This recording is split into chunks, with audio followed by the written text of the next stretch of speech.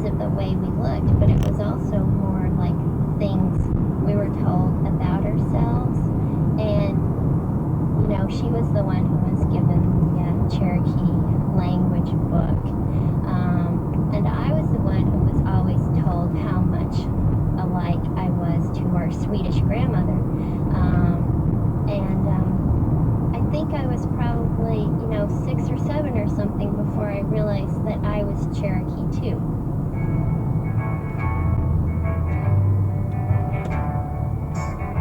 We're a little French and Scottish and English and Seminole too. Typical American mutt.